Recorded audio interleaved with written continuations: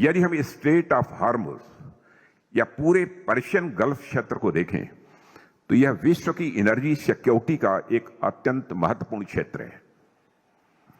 जब इस क्षेत्र में डिस्टरबेंस या डिसरप्शन होता है तो उसका सीधा असर ऑयल और गैस की सप्लाई पर पड़ता है। मिडिल ईस्ट में बढ़ते युद्ध के बीच अब भारत की तरफ से एक बड़ा बयान सामने आया है, जहां भारत के रक्षा मंत्री राजनाथ सिंह ने पहली बार खुलकर ईरान, अमेरिका और इजराइल के बीच चल रहे इस टकराव पर चिंता जताई है।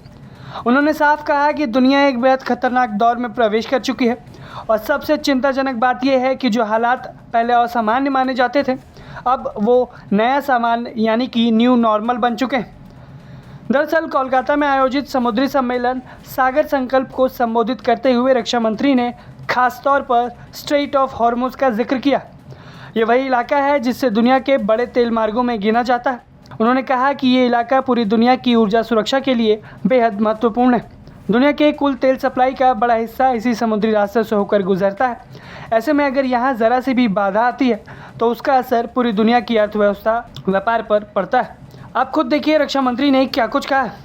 यदि हम स्ट्रेट ऑफ हार्मुज या पूरे पर्शियन गल्फ क्षेत्र को देखें तो यह विश्व की एनर्जी सिक्योरिटी का एक अत्यंत महत्वपूर्ण क्षेत्र है। जब इस क्षेत्र में डिस्टरबेंस या डिसरप्शन होता है तो उसका सीधा असर ऑयल और गैस की सप्लाई पर पड़ता है। यही नहीं, आज हम सप्लाई चेन डिसरप्शन केवल ऊर्जा क्षेत्र में ही नहीं बल्कि अन्य क्षेत्रों में भी देख रहे हैं। इन अनसर्टेनिटीज का सीधा प्रभाव इकोनॉमी और ग्लोबल ट्रेड पर पड़ता है। साथियों, वर्तमान में सिचुएशन काफी कॉम्प्लिकेटेड हो गई है।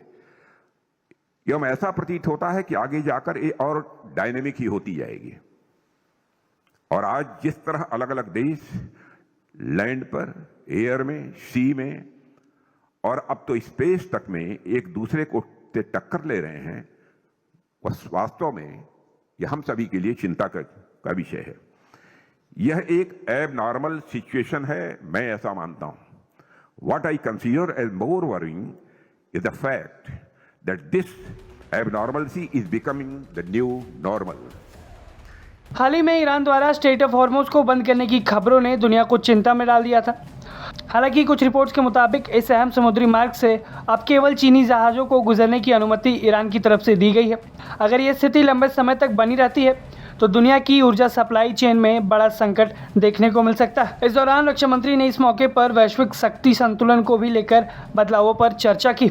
उन्होंने कहा कि पहले समुद्रों को केवल व्यापार का माध्यम माना जाता था, लेकिन आज समुद्र रणनीतिक ताकत का केंद्र बन चुके हैं। अब देशों के बीच प्रतिस्पर्धा सिर्फ जमीन या आसमान तक नहीं बल्कि समुद्र और यहाँ तक कि अंतरिक्ष तक फैल चुकी है। राजनाथ सिंह ने आगे कहा कि दुनिया में पुराने वैश्विक ढांचे और धारणाएं तेजी से टूट रही हैं।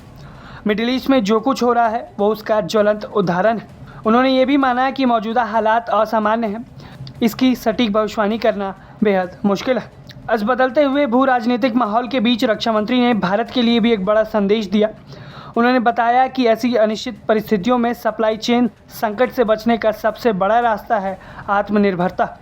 भारत को रक्षा और समुद्री क्षेत्र में अपनी क्षमता बढ़ानी होगी और एक मजबूत समुद्री राष्ट्र के रूप में दुनिया को नेतृत्व देना होगा।